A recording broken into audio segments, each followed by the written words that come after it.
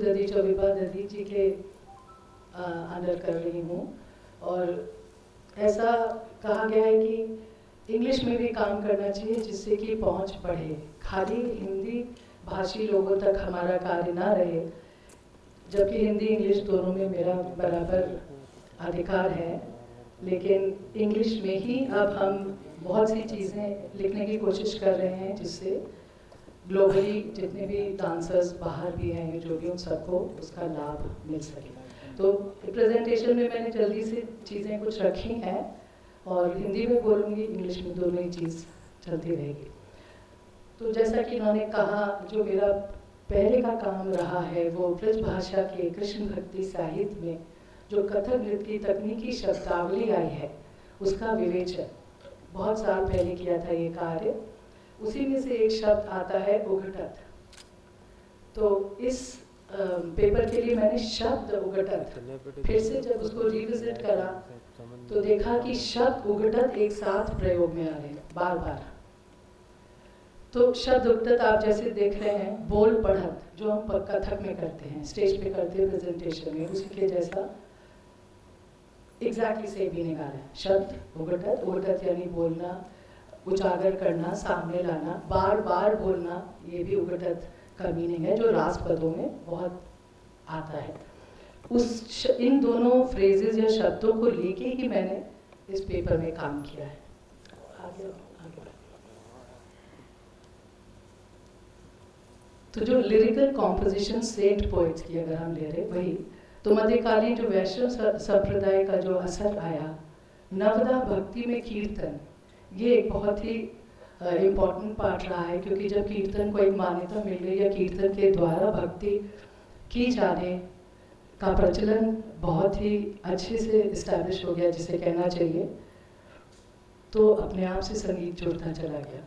इसी तरह जब अष्ट प्रहर की सेवा हुई तो निरंतर सुबह से शाम तक 8 प्रहर में संगीत भी बनाया जाता था, पद भी लिखे जाते थे।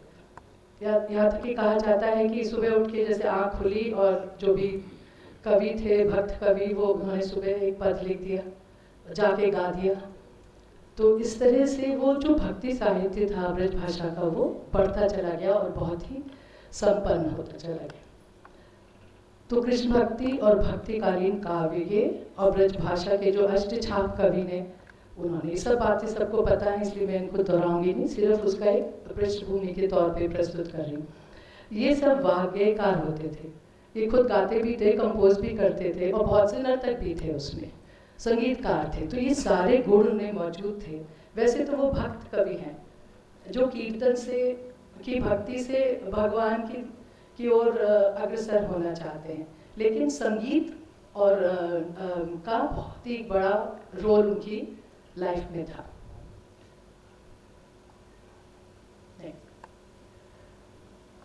अब जो कथक और रास का एक इंटरलिंक ट्रेडिशन बहुत तरह से, जैसे वीणा जी ने भी कहा, बहुत तरह से लिंक्ड है वो।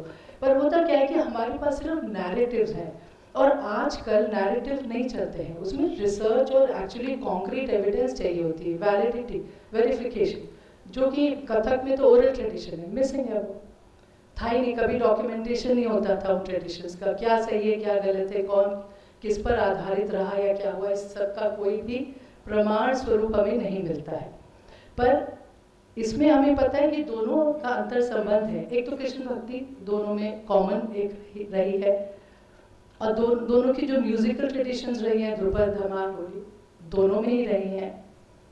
और कथक में जो बोल रास के पद में, स्पेशली जो रास लीला के पदों में जिस तरह से तात्कालिक वर्ण हम जिसे बोलते हैं, ता, थे, तत्, जो हमारे कथक में यूज होते हैं, और परमेलिक बोल जिनका वीणा जी ने भी जिक्र किया, ये दोनों बहुत ही बहुतायत में हमें प्राप्त होते हैं रास के पदों में, और ये हमारे लिए इम्पोर्टेंट एसेट्स बन जाते हैं। किस तरह से एसेट बनते हैं वो मैं आपको बताऊंगी अब। कि जो फॉर्मेट है वो भी इंटरलिंक्ड है, यानी रासलीला का एक स्ट्रक्चर्ड फॉर्मेट होता है जिसमें पहले मंगलाचरण हुआ, फिर नृत्य या प्योर डांस हुआ, और एंड में नृत्य लीला या मंडल रास। अब नृत्य लीला हम भी अपने कथक में प्योर डांस के बाद हम ज़्यादातर एक लीला दिखाते हैं भगवान की, जो गद भाव में दिखाते हैं, तो समानता है उसमें।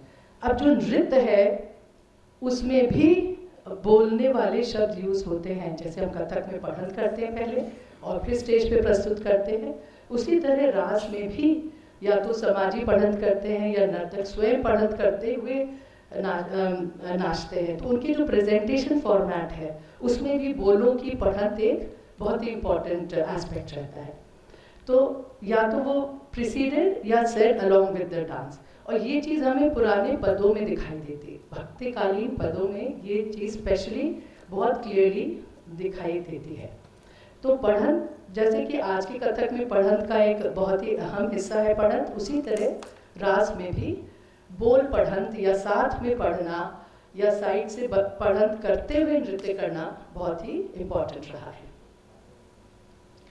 अब कथक नृत्य में बोल पढ़न क्या होता है उसका मैं बहुत जल्दी से एक बता देती हूँ उसके बारे में, कि ये rhythmic recitation of technical syllables है, एब्स्ट्रैक्ट सिलेबल्स है, इनमें कोई मीनिंग नहीं होता है, लेकिन हमारे लिए वो एक भाषा बन जाती है।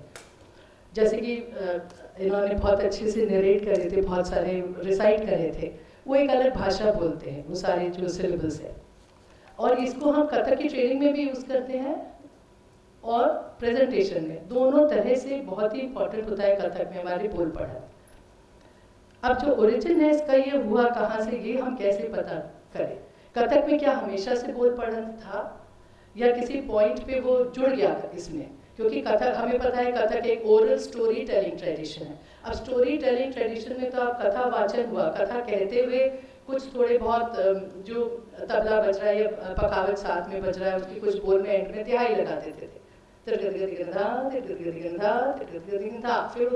महाभारत रामायण या भागवत की कथाएं सुनाते रहते थे। तो उसमें बोलों को पढ़ना इम्पोर्टेंट नहीं था, क्योंकि कथा वाचन और उस पर अपने आंगिक अभिनय से अभिव्यक्ति करना ज़्यादा ज़रूरी हो गया था।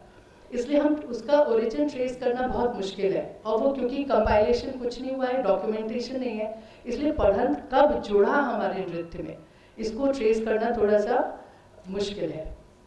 अब हम उसका, क्योंकि हमारे पास एक लिंक मुझे मिला बोल पढ़न, अब उससे ऊपर गए मिडीवियल में शब्द उघटत, तो शब्द को अगर हम लेते हैं, व्हाट इज शब्द, क्या हमें शब्द उसके पहले मिलता है? क्या ये वो ब्रिज है? रास पदों में जो बोल जो शब्द उघटत आता है शब्द, is it a bridge to take us further back? तो अब मैं देखती हूँ कि शब्द जो है वो एंशिएंट ट्रेटाइजेस में यूज्ड है, आदि शब्द। हम नाट्य शास्त्र से ही चल रहे हैं, अलग अलग जो भी उसके बाद की जो टीकाएं हैं या जो भी उनसे डिराइव जो दूसरी ट्रेटाइजेस हैं, ता थेई तोम नाम, बस इतना दिया है। आदि शब्द, उसे भी शब्द कहा गया है। अच्छा, अब भरत आर्णव जो में नंदिकेश्वर कहते हैं कि जो डांस कॉम्पोजिशन है वो ध्रुव ताल में आदि शब्द पर की जानी चाहिए और कोरियोग्राफ्ड होनी चाहिए, और जो डांसर है वो परफॉर्म करे। नाट्य शास्त्र में सब पूर्व रंग विधि में शुद्ध नृत्य ही किया जाता था, वहीं तक नाटक आरंभ होने के बाद नृत्य नहीं होता था, बहुत बाद में जुड़ा है। पूर्व रंग विधि में जो प्योर डांस जब किया गया, शुद्ध नृत्य, उसका ये तरीका बताया गया, तात ही तोमनम आदि शब्द पे आधारित हो। और बाकी जैसे कल भी गौतम जी ने बहुत सारी डिटेल में बताई थी चीज़ें, वो सब इसमें अप्लाई करते हैं उस शुद्ध नृत्य को करने। फिर शब्द नृत्य को ता धी थोम ठेम न, आगे जाके थोड़ा सा उसकी वोकैबुलरी इंक्रीज होती है, बढ़ती है। और जब डिस्क्रिप्शन आता है तो चमत्कार नृत्य, कि शब्द नृत्य दो प्रकार का होता है। एक है चमत्कार नृत्य जिसमें कहा गया है कि वर्णमाला इज मेन, वर्ण तो वही हो गया हमारे अल्फाबेट हिंदी के, और विवर्तन नृत्य जिसमें स्वर मेन है, यानी गीत और स्वर, और बरतना है, आजकल जिसको बरतना बोलते हैं, हम कोई अंग अपना बरतते हैं, तो वो विवर्तन में जो अंग या काव्य के साथ जो कहा जाता था वो विवर्तन चमत्कार। तो इस शब्द नृत्य के दो प्रकार कहे गए हैं, चतुर्दामोदर की संगीत दर्पण में भी इसका जिक्र है।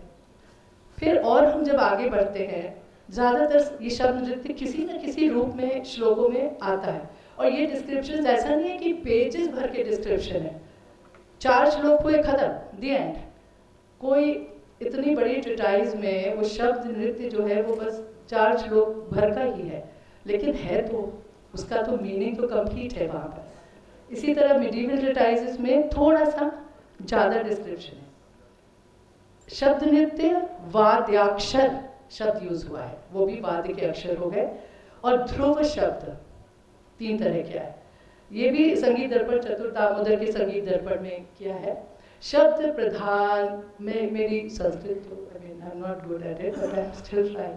शब्द प्रधान्यतो ज्ञेया वाद्याक्षरा विवेकतः वाद्याक्षराणि यथा तद्दिथो ठेम न। जो वाद्याक्षर स्पेसिफाई करे हुए हैं, तो ये उस समय भी स्पेसिफाइड थे कि ये अक्षर यूज करेंगे। और वाद्य प्रबंध का भी एक शब्द यूज किया है कि वाद्य के प्रबंध उसमें यूज किए जाएंगे। फिर इसके आगे प्रथम ध्रुव्योस उदाहरण, प्रथम ध्रुव का जो उदाहरण है उसमें भी वही शब्द है तक दिक रण जक जक ढिन ढिन झक किण कर, जो आज के कथक में इस तरह के स्पेसिफिकली इसी स्टाइल में नहीं यूज होते हैं, उनका वेरिएशन है। यानी वो लैंग्वेज चेंज होती गई, बढ़ते बढ़ते आगे बढ़ जाती, लेकिन है ध्रुव शब्द, शब्द नृत्य, वाद्याक्षर, वाद्य प्रबंध, ये सब हमें मिलते हैं। शब्द वर्ण ये भी प्रस्तुत है उसमें। शब्द वर्ण का भी एग्जाम्पल दिया है, तकुकु डिंका झिकुकु झिका झिकुकु थरिकिट थरिकिट झिंग, ये भी परमेलू के शब्दों जैसे नजर आते हैं। अब हम आते हैं राधा गोविंद संगीत सार, जो महाराजा सवाई प्रताप सिंह जी का। इसमें एक बड़ा इंटरेस्टिंग सा सेक्शन, सभी ट्रिटाइजेस में जो फॉर्मेट है वही है, उसी तरह से सब नृत्य आते हैं। फिर महल का उनके करने का लक्षण, पात्र का लक्षण, जिस तरह से सब में है। मैं कहीं से कुछ ले रही हूँ, कहीं से कुछ, just to give a review of everything that has gone by. अब यहाँ से मैंने लिया है method of starting a performance. उन्होंने दो मेथड बताए, तो समझ में आ रहा है कि अप्लाई होने लगा था जब तक राधा गोविंद संगीत सार बना था। को मत ऐसे कहत है, सो प्रथम आरंभ में समहस्तक के पाठाक्षर, अब भाषा चेंज होती जा रही है, सो बाजा बजाइए, सम पाठन सो बाजे